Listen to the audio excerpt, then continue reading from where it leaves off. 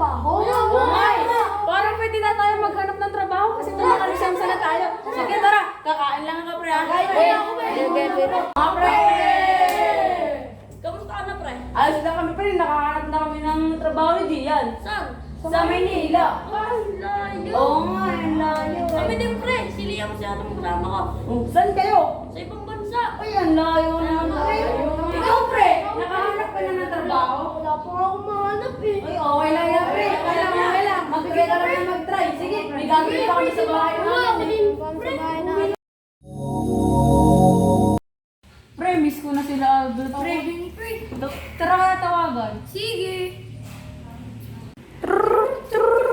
Uy, sino ano? Ron! Hello, guys! Anong ginagawa niyo? Miss ko na kayo. Kamusta ka?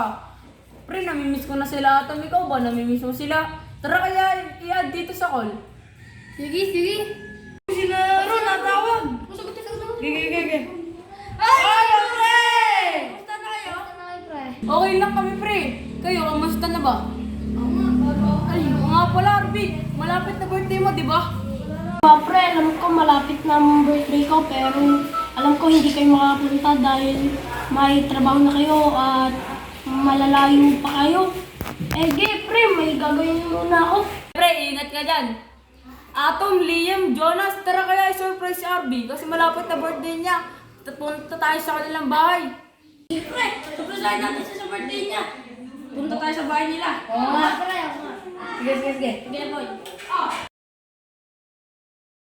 Sayang, birthday ko na ngayon. Siguro wala na talagang pumunta sa birthday ko. Ito na siguro ang pinakamalas kong birthday.